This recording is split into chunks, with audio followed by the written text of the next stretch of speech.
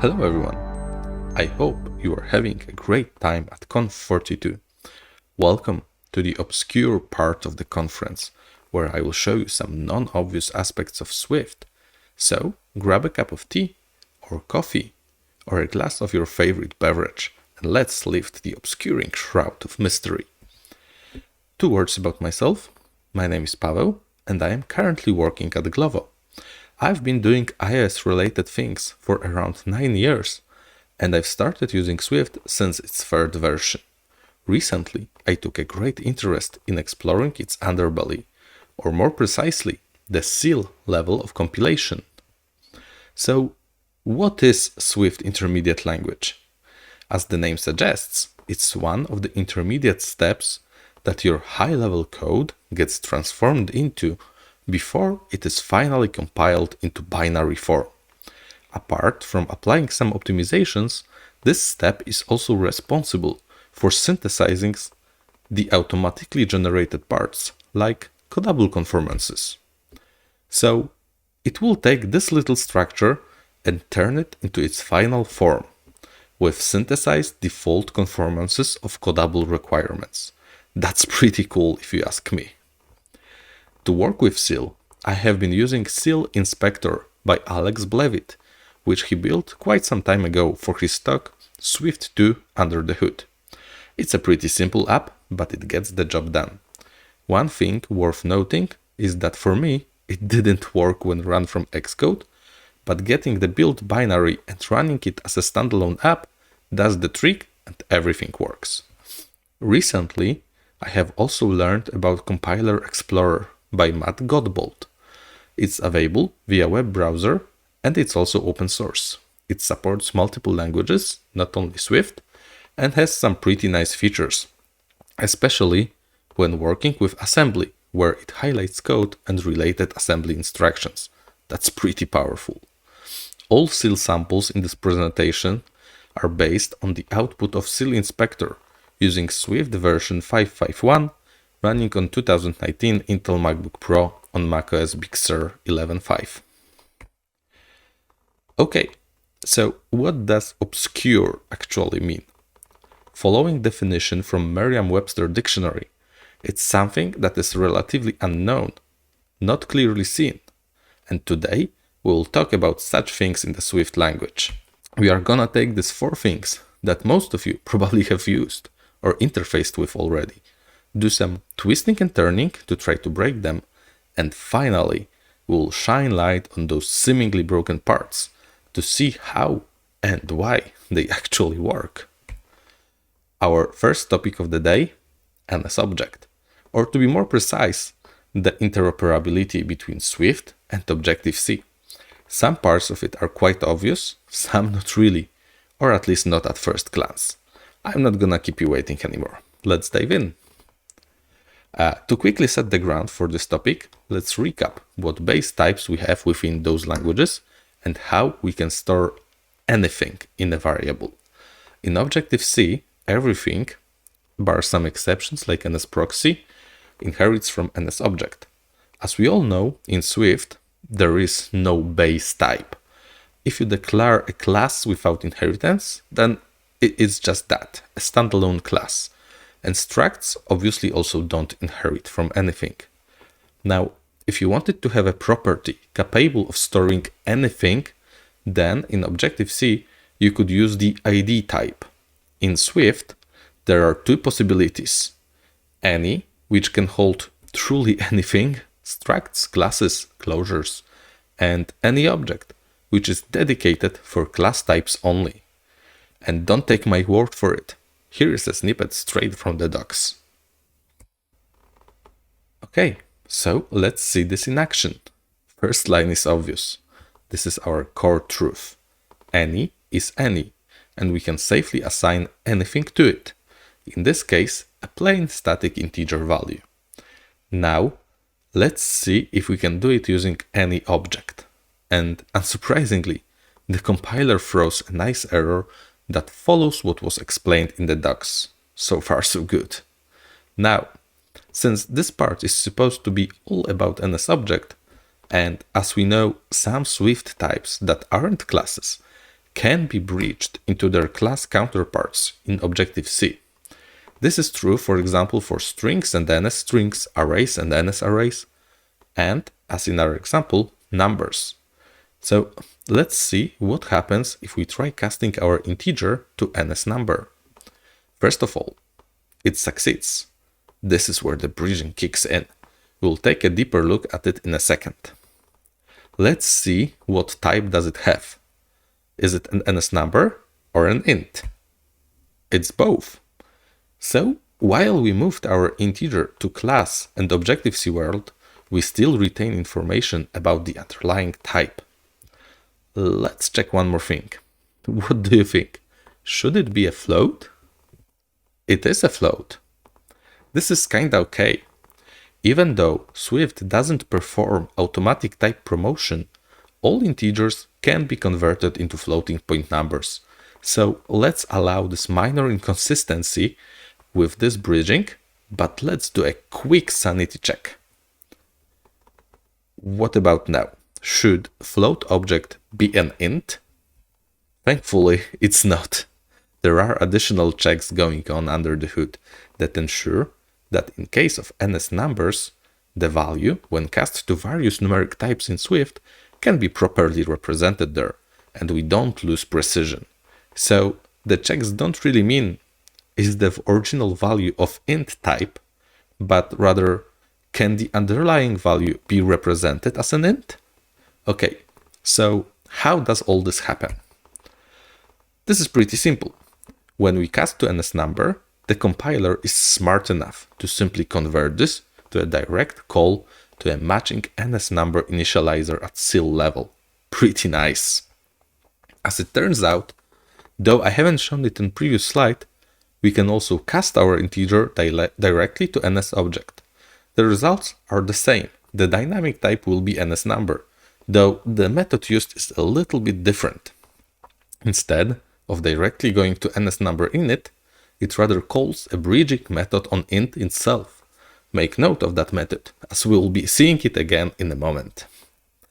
Armed with all that knowledge from the docs and the quick little experiments we did, let's now ask the real questions. What happens if we tried to do all that with our custom types? What do you think? What should be the result of these assignments? Obviously, the first one works. It's a class after all. And as the docs stated, we can freely assign it to any object. And for the struct, we get the same error as before. But I have a small confession to make. I obscured part of the error previously. It actually has a fixit available that suggests a direct cast to any object. Let's see what happens if we apply it. The compiler won't complain and will allow it. Before we dig into why it allowed us to do so, let's ask another question, a little bizarre one at first sight. So, what do you think should be the result of those type checks? Okay, so the first one is false. We didn't inherit our class from NSObject, we didn't mark it at Objective-C, we didn't cast it to anything. That's good. Let's see about our struct. What? Why is it an NSObject all of a sudden? Let's see what happens under the hood.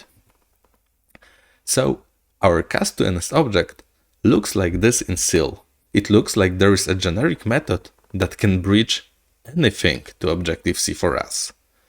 At this moment, SIL stops being useful in this case, since the implementation of this method is only referenced from there. We are left with only one choice then. We need to look at Swift source code. When searching the source for that method, we find this beautiful comment that explains everything. If our generic type is a class type, then it basically gets transferred into Objective-C as is. That code may not be able to interact with our class, but other than that, it's left unchanged. That's why our check of is NSObject returned false for our custom class. If our type conforms to the special private protocol, then it's breached according to the provided implementation. This is what we saw when we cast ints and floats into NSObject. Conformances to this protocol are the powerhouse of the bridging mechanism. And last, but definitely not least, is our case. If the value cannot be bridged into Objective-C, it gets boxed in an Objective-C class, which explains why our custom pure Swift struct became an NSObject. The box is simultaneously simple and complex. Its definition is super simple, basically just an NSObject subclass. The way it's constructed, though, is quite complex, since there are runtime shenanigans happening and some custom memory alignment, from what I could tell. If you feel confident reading advanced C++ code, I encourage you to explore that part. So, we know how this works, but still a question of why remains. At the beginning of this part, we recapped some info about base types and how to represent anything. Let's focus on the anything part.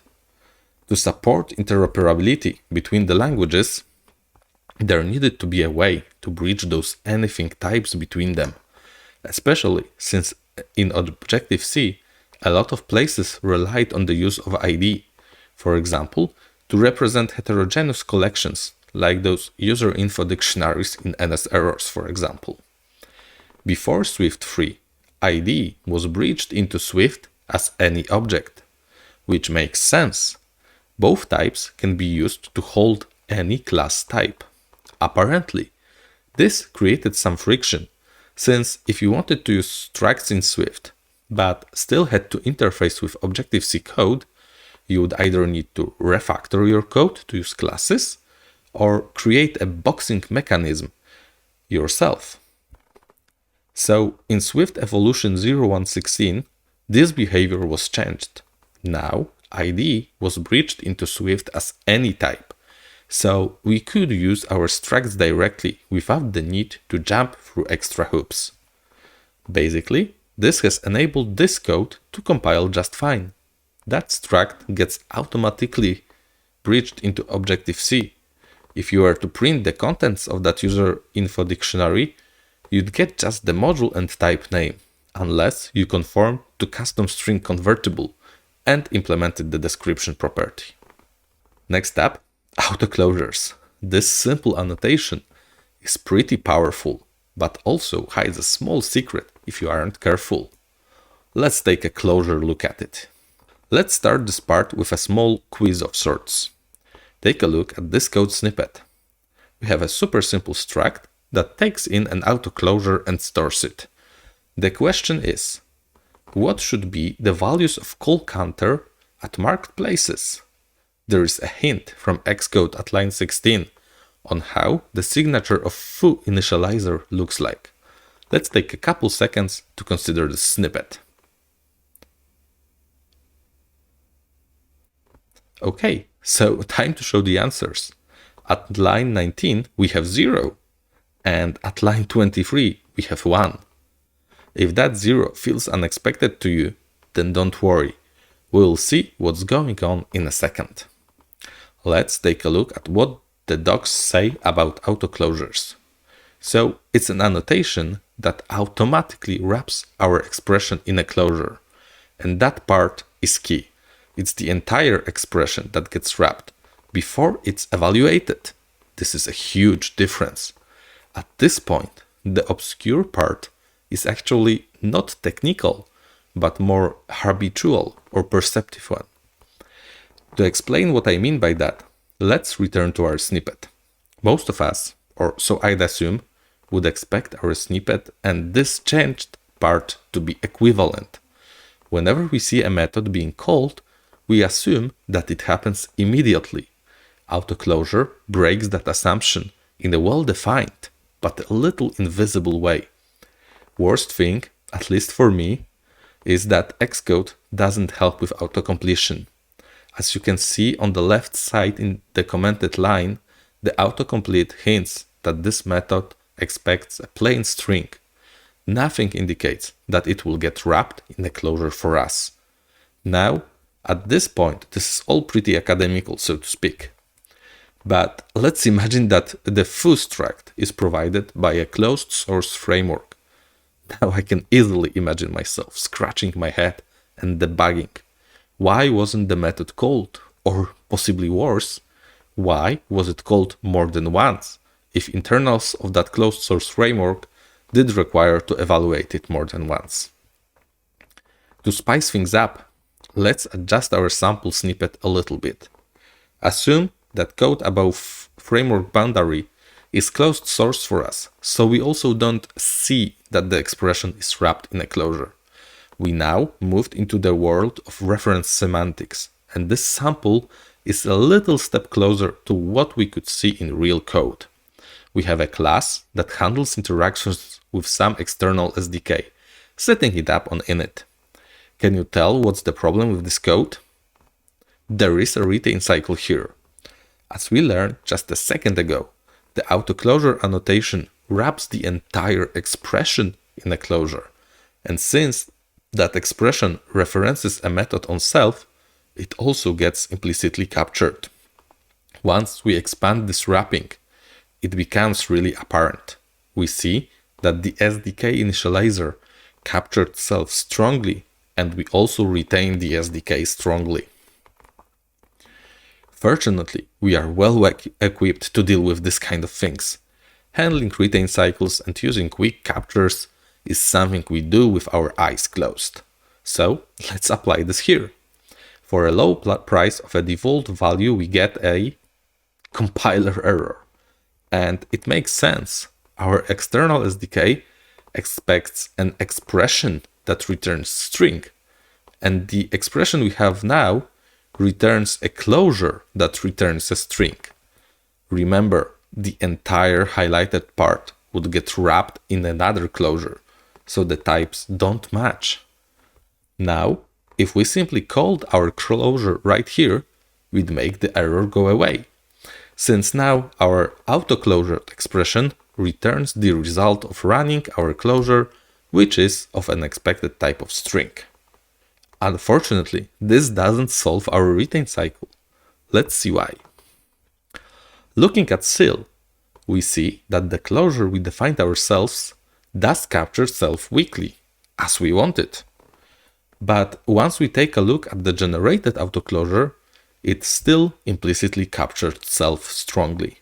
So the compiler was smart enough to see that our inner closure needs a reference to self, so the outer autoclosure needs to capture it. At the same time, it missed the capture semantics, defaulting to strong capture. To fully break this retain cycle, we need to extract our closure outside of the autoclosure expression. Checking again with CIL, we see that our extracted closure still captures self weakly. That's great. And the generated autoclosure now has no direct dependency on self. It only captures another closure type, the one we defined, and rightfully doesn't care what is going on in that captured closure. To sum up this part, my aim was definitely not to discourage you from using autoclosures, but to provide a deeper understanding of their mechanics. For me, the worst part about all of this is that Xcode doesn't hint in any way that in those particular cases, the expression will not be evaluated directly, but rather captured for future execution, or no execution at all. Fortunately, if you are injecting your dependencies and hiding them behind protocols, then it will be trivial to detect such cases. If you will generate the protocol based on public interface, the signatures won't match. In the end, this becomes the issue of proper API design. If you decide to make an autoclosure also an escaping one, maybe it would be worth naming the parameter in a way that would indicate that intent to the end users. As Phil Carlton said, there are only two hard things in computer science: cache invalidation and naming things. Now, let's take a look at a pretty powerful Swift feature: the possibility to provide default values in function declarations. Consider this simple class. It just prints the date that is passed to it. And it quite makes sense to leverage the possibility of adding a default argument to this method call since possibly a lot of places may want to print current date. So why shouldn't we make it easier for them? And it works as expected. Now, let's say that for whatever reasons, we may also want to print epoch date. And since all other parts of our system already know how to work with date printer, we may decide to subclass it and provide an overridden implementation of print date together with new default value to fit the new requirement of the subclass. Swift allows this, and if we check epoch date printer, we will see that we get what we want. Now, a small question for you. What will this snippet print? Well, first half of the printed statement is correct, but the second looks wrong, doesn't it? It looks as if Swift stitched the two methods together? To understand what is going on, let's check sil. First interesting part could be the method definition. The important part here to notice is that at sil level, the default value is not present at method definition and implementation, though the method expects an argument of type date. So where does the default value live? Looking further into sil, we see that default value is actually defined in a separate place and is wrapped in a function that takes no arguments and produces our expected type. So how does this all work together at the call side? The first three lines in this last snippet are responsible for getting our default value out of that method we just saw, and the next two just call the implementation retrieved from the class. It's important to note that the class method instruction here retrieves the implementation based on the dynamic type of the object. So what changes when we introduce the subclass? We obviously still have our default argument getter for the base class, and unsurprisingly another one appeared dedicated for the subclass. Now, the interesting thing that happens is at the call side, because apparently nothing changed. The call side still looks exactly the same. If we look at some earlier parts though, we will see that Swift knew that it was dealing with a subclass and stored it in a variable typed to a base class.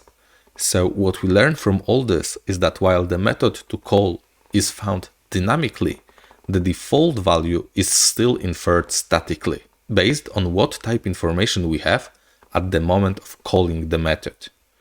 So, what to do with it? Is this a bug or a feature? Hard to say. Kotlin, for example, explicitly disallows providing default values in overridden methods. So this short snippet will throw a nice and descriptive error. And what about Swift? Should it be explicitly disallowed or improved? For me, both of those options sound good. This behavior is around since the very first versions of Swift, and apparently there was some will to tackle this, as mentioned in this blog post from 2014, but since that time the mentioned and linked forum thread is no longer available. It's definitely one of those behaviors that may not happen often, but it's good to have knowledge of it in the back of your mind when it does occur. Fortunately, there are other approaches to achieving similar behavior to what was shown in these somewhat forced code samples, like using protocols instead of inheritance to support different date printers. Last topic of the day: extensions, or more precisely, protocol extensions. This is again a great language feature that can help us, but as you probably imagine, there is a small catch under some circumstances. Let's extend our focus a little bit and let me show you what I'm talking about. To prepare the ground for this, let's quickly recap how overloading works in Swift. So we are free to overload methods, meaning we can have multiple methods with the same name that differ on the return type or on the argument types they accept. This isn't true for properties though.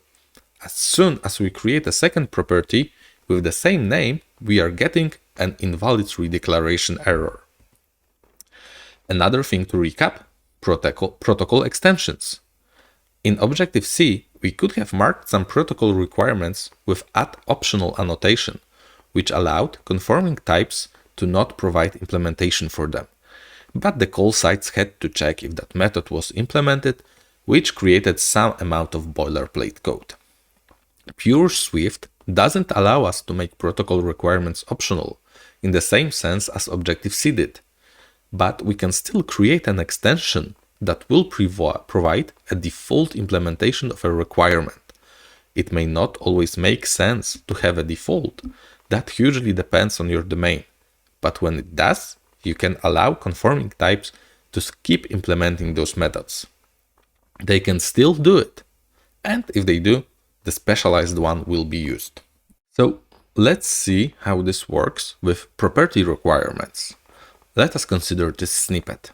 We have a printer method that expects a string and just, prints it. We have a simple value provider with optional string value and the default implementation for it that returns nil. Finally, we have a conforming type with a specialized implementation for that property. So, what do you think? What should be the result of running this program? If your intuition said that it should fail to compile because printer expects a non-optional string and value in value provider is defined as optional, then congrats. You spotted the first tricky part of the sample.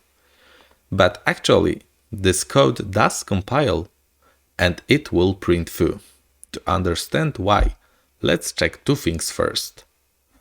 Adding two variables with explicit type. First, non-optional, the second one optional. This immediately gives us a hint to what is going on. We actually have two properties with the same name, but different type. When we thought we overrode the default implementation of value property, we actually didn't. The compiler inferred our type to be non-optional string.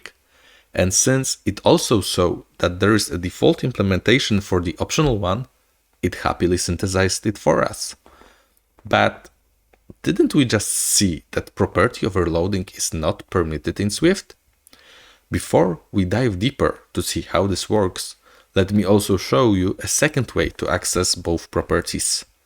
Depending on static type known to the compiler, it will also choose either the non-optional value defined in the struct or the optional one defined in the protocol and its extension. For the rest of this topic, we'll focus on this part. Accessing the property when we have different information about the object's type. Now, this is a little tricky to show on slides, but I hope I'll be able to explain this properly. We'll look at how the default property is synthesized and accessed, starting from a very simplified example, and then we'll build our understanding from there. The first case is the simplest one. No custom overriding, we just declare the conformance and let the default implementation do its thing. First interesting thing in SIL is the implementation of the default value. It looks like it's not tied to the conforming type in any way, and lives in its own static context of value provider. This information is important, so let's keep it handy, and just for reference, let's highlight the SIL name of this and the signature. Another important thing to notice is that at this point, there is no reference to value in terms of our struct, since it doesn't have that property itself. So when we try to access the property directly on foo, the compiler is smart enough to know that the only candidate is the one from the protocol extension, so it can optimize a little bit and call that implementation directly. If we try to access it on the protocol, things get a little more complicated. First of all, since we lost the information of the actual type, we need to reach into the existential to find it again and then find the method we are looking for. The type information is preserved here. And since we are looking for a witness method, let's open that existential and look at the witness table. The witness table is pretty simple. It defines just the getter for our property, since that's all that our protocol defines and requires. The entry in the witness table points at a method that just calls our default implementation, which makes sense since it's the only possible candidate to do it. Next step, we provide a proper implementation of the protocol requirement by explicitly stating that we want value to be of optional string type. So what changed in Seal? First of all, our struct finally got a dedicated getter for the value property. The call site to get value directly from foo instance now looks a little different. It's a simple direct access to a value stored at an address in memory. And the last part that changed is the witnessed method implementation. Now it's so that there is a matching candidate in the conforming struct, so instead of calling the default implementation, it will now call the specialized one. Finally, by removing the explicit type annotation, we reach our original sample. The call sites have not changed from this. Accessing the property directly on foo still just extracts it from the struct, and accessing it on the protocol still reaches into the existential. The first change that happened in Seal is in the value getter on our struct. It is still there obviously, but its type has changed. It no longer returns an optional string, but just a plain string. The compiler inferred the type for us. And that change led to another. Since there wasn't a matching candidate in the struct anymore for our protocol requirement, since the types didn't match, the witness method implementation chose the only other matching candidate, the default implementation, leading to the behavior we saw earlier and the fact that we have two properties. There is actually a way to detect this. If you define your protocol conformance in an extension, you will get a nice near-miss warning, which is great for functions, but since we cannot have stored properties in extensions, a pattern that I quite often see, and to be honest one that I also use myself, is to provide protocol property requirements in the base type definition to be able to fulfill them using stored properties. While this sample may seem like something that isn't that probable to happen in your code, or maybe something that would get caught during code review, it definitely gets more possible once the protocol and its default implementation come from a third-party framework, and we would be unaware of it at all. Or once generics get mixed up with this. I encountered this behavior when a colleague of mine mentioned it on Twitter with a little more complex code sample, one involving protocols with associated types, where the compiler inferred not only the property type, but also the type for the associated type, which made the entire thing a lot trickier to understand and see what is actually going on. Check out the first link if you are interested to see that sample. This was raised on the Swift forums, where you can also read more about it. While originally reported as a bug, it turns out it's not one, since the possibility to do that is required to be supported to allow for seamless language and library evolution. And that's all. Thank you for listening. I hope you found these cases at least half as interesting as they were for me to investigate and research. If you have any questions, feel free to reach out and chat. Enjoy the rest of the conference.